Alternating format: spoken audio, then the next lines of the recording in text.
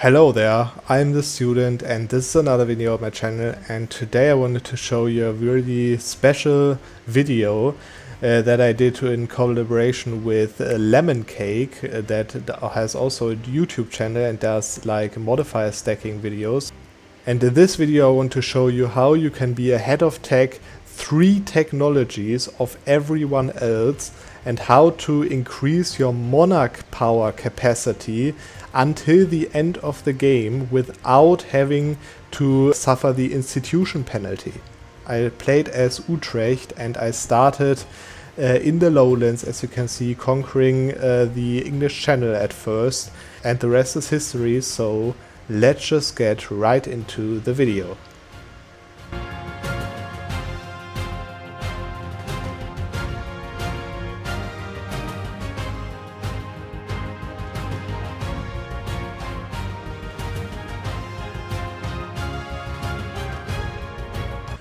So just a little update. In 1510, as you can see, this is how my realm looks like. As you can see, Morocco over here, Leon and Ulster, my subjects.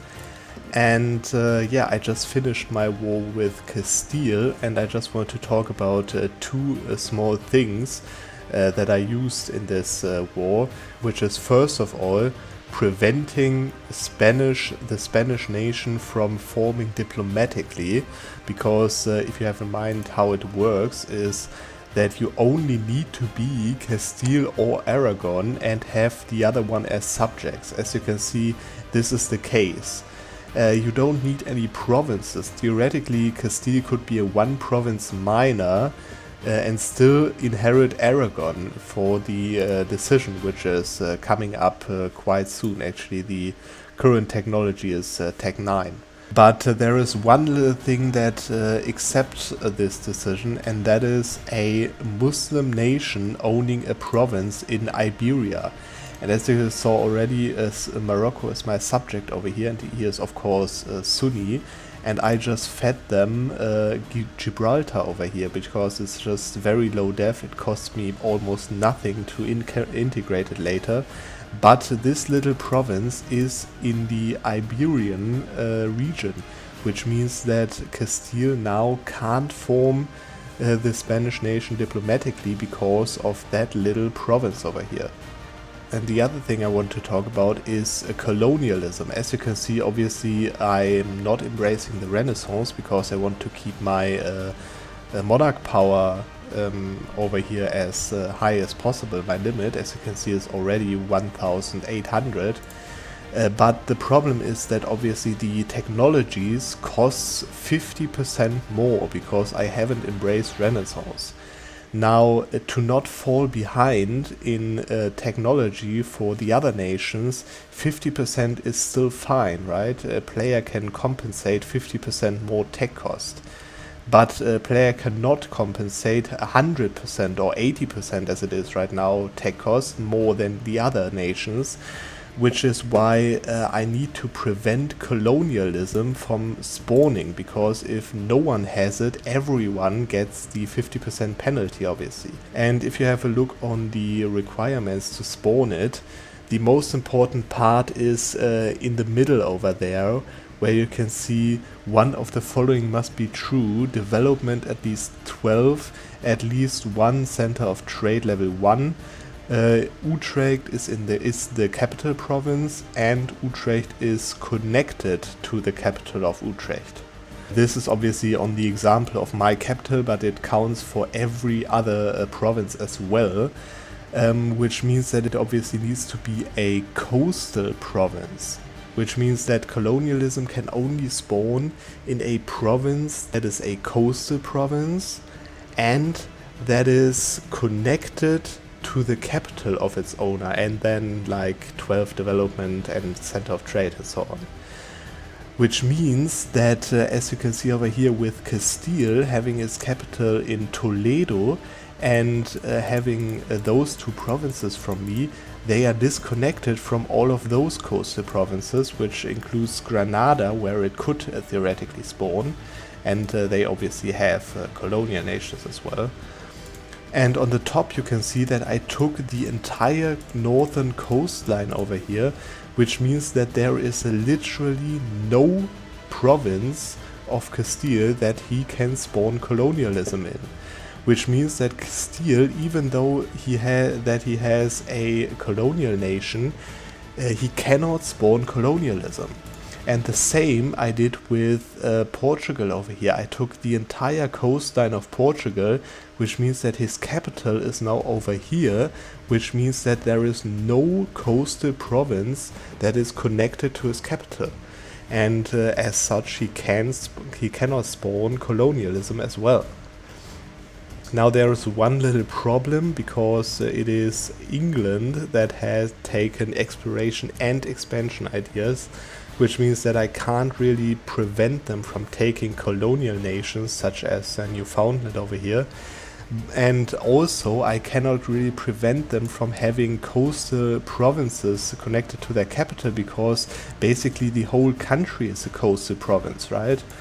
Which means that, as you can see over here, I disconnected his capital from most of the other parts of the country, which leaves him with 2 provinces that it can spawn in. This one because it's his capital, and in Essex because it's 16 development. And if there are multiple provinces that it can spawn in, this means that every province has a 5% chance every January to spawn colonialism, which means that right now there is no other nation that has exploration ideas or something, which means that there is right now only a 10% chance of spawning colonialism every year in January. And yeah, I had already 3 save scums, I think, because of that. Which is kind of annoying, because it's it should be one out of 10 years that it triggers. But anyways, next war I'm going to try to take those 2 provinces, and hopefully he moves his capital to Derby or something. Yeah, but we're going to see what happens after that. But that is the reason why colonialism hasn't spawned in 1510.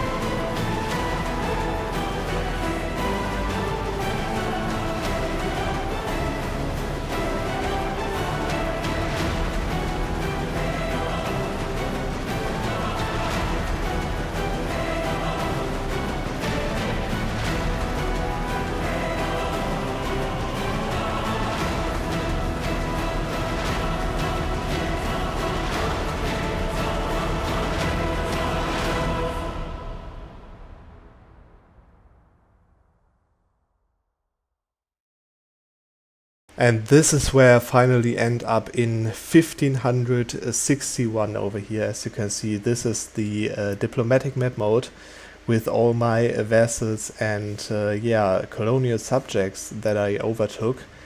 And yeah, as you notice, it is quite a border go, I admit that, but it is a border go because I need to form other nations, you're going to see in a second. But first of all, I want to talk about the topic of the video now, which is the power points capacity. And as you can see over here, I have a power points capacity of 2,300 power points on Diplo, which is already maxed out. I have even 200 more on mill, but I won't max it out because it would take too much time and my golden era would end probably within that. But 2,300 is more than enough to show what I mean. And now I reached that obviously because I haven't embraced a single institution from the beginning of the game. I started as Utrecht over here, so I had feudalism already obviously, but I didn't embrace Renaissance, I didn't embrace colonialism, and I didn't embrace printing press, which is already spread as well, which means that, as you can see, I can embrace all three of those institutions now. And that is exactly what I'm going to do. I'm going to just take a few loans over here and embrace the institutions.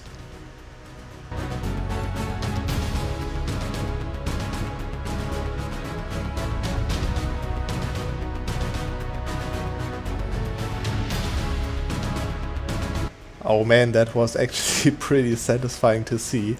But yeah, what you notice is that the power points cap keeps being the same.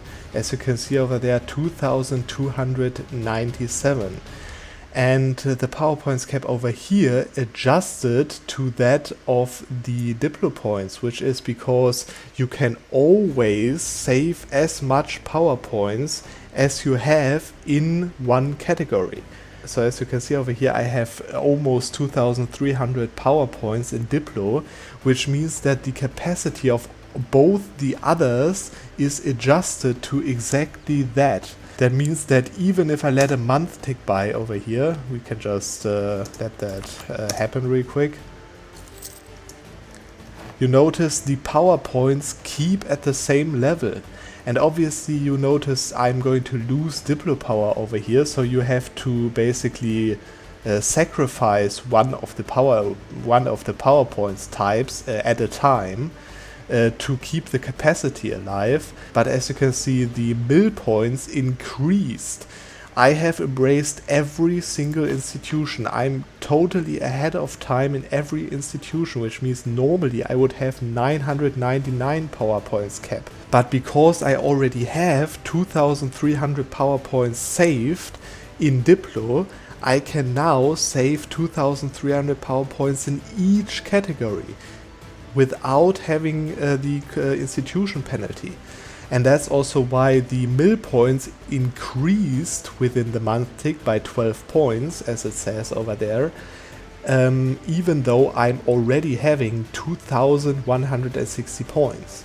And the reason why I stopped with that in 1561 is this technology over here.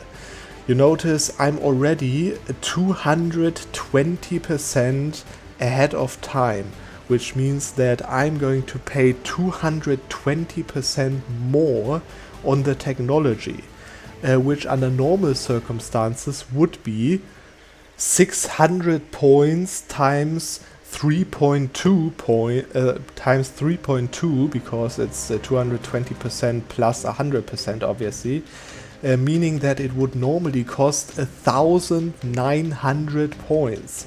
And even if you could achieve to get 1,900 points, as I could with the technique that I showed in the other video of infinite mana that I did, even then you could normally not do that because your power points capacity is obviously at 999, which it isn't in this case. And I have even some modifiers on that, as you can see, as ideas and golden era and innovativeness, which means that this tech costs me now 1,780 points. Now, you would think, why would it be worth to pay so much more on this technology? And number one reason for that is because, after all, I have basically infinite power points. And number two is because this technology is one of the most important technologies in the game. It gives you, as you can see, military tactics plus 0.25, which is, as you can see, around 15% more than the other nations have. And it gives you a new infantry which has more pips. And on top of that, it gives you +1 base morale, which means that it increases from a base of 3 from technology, as you can see, to a base of 4. And on top of this 4, you're going to get all of those modifiers for prestige that you can see over there, obviously. Which means that I'm going to have such an insane morale. Let me just show you that real quick. I'm going to take it, and I am now 350% ahead of time, which means 35 years ahead of time in the technology. And this means that I now have 6.7 morale. And if we compare that to army quality of morale, you notice that I have right now 2 full morale points more than France. And France obviously has this insane boost of their national ideas, right, that I don't have. This is the best technique to achieve things ahead of time that you would never be able to achieve otherwise without increasing the capacity of Monarch Points. And the thing is, obviously, that you would probably ask me right now, yeah, but I need to take Diplotech. So if it's no longer ahead of time, I'm going to lose the bonus of trade efficiency and so on. So I have to take Diptech. I can't just keep leaving the Diplo points on there. And yes, the problem is that you can't pay Diplo points, for example, right now, because as soon as I pay 1 point of that Diplo points, I'm going to lose that point in capacity, right? So if I spend, let me just show you that. If I do that 13 points, if I spend that, the power points capacity decrease by exactly 13 points. And if I take that back, those points are simply lost, right? So this means that you can't pay any points of those that you just keep if you want to keep the capacity. But there is a little workaround. You can obviously keep another points cap instead. So as you can see right now, I am 350% ahead of time in mill points, which means the next technology costs 2,500 points, which I can't take for the next 3 years at least. But then I could take it actually, which is quite insane. But I could just save up to the maximum of mill points and then spend my Diplo points. And then, let's say, if I have a few admin points to spare, I could do the same thing with admin and then pay mill points and wait until the Diplo points are on the capacity again. Because after all, you have to keep in mind, this is only a one-time thing. If you have 2,000 points in every category at one time, this is basically 0 for you, right? So if you use this mechanic over here to get a huge bonus and a huge base of power points, as you can see, as I have, then this capacity can be your new 0. And you'll just spend everything above that, and you will be ahead of tech all the time, and you'll still be having points to spend. So that's what I want to show you about the power points capacity, but I have my golden era for another 4 years, as you can see, And I want to actually try with nation formations and ideas over here to boost that morale to an insanely higher level, and we're going to see where I end up. Okay, so I just scored all the provinces that I still had left, and I think now now is the time to form a few tags and get a few morale missions. And on that front, actually, shout out to Lemon Cake, because he helped me a lot with finding those missions, because I mean, in a lot of cases those missions are pretty hidden, and he does that basically all of the time on his channel, so check him out. He uploaded a morale stacking video on a worldwide circumstance on his video right now. So after you watch the video, go check him out and go check the video. The link is in the description and in the pinned comment. Okay, so apparently I had to wait 1 more year because I missed that I need a marketplace in Tripoli to complete the Tunisian missions. But now, hopefully, we're going to have everything done, and we're going to see when I have all the morale modifiers in.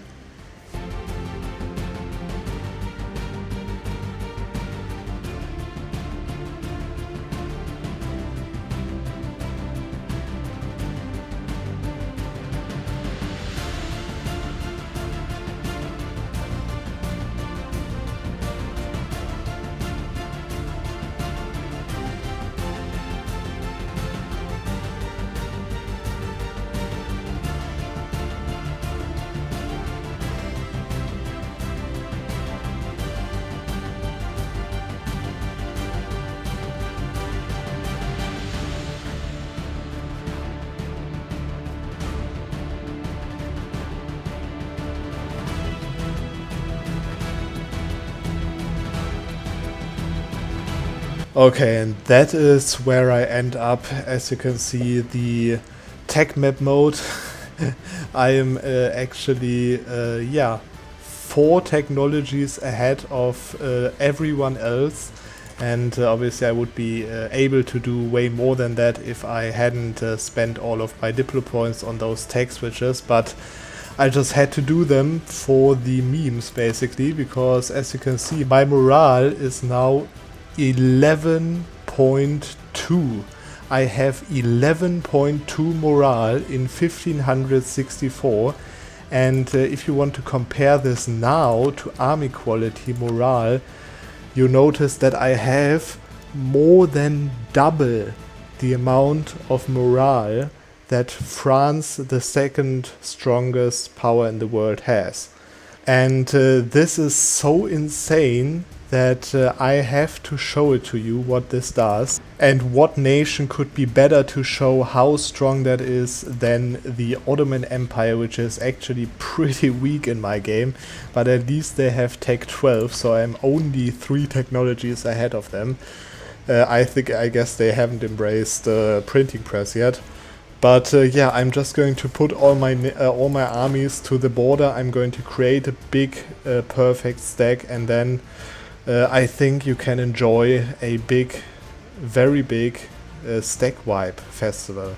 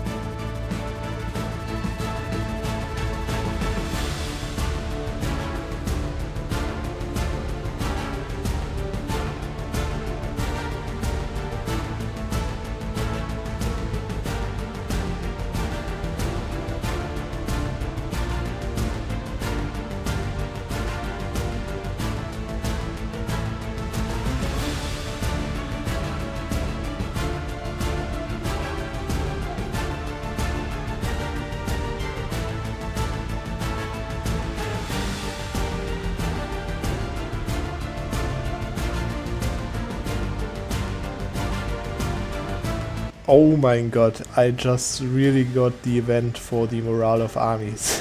actually, which puts my morale to 190%, I would say, and to 11.6. So if the Ottoman army is constantly running away from me, as you can see, I'm going over here, they are coming over here, I have to test it out on the Ottoman pretender rebels. Maybe that is also nice to watch.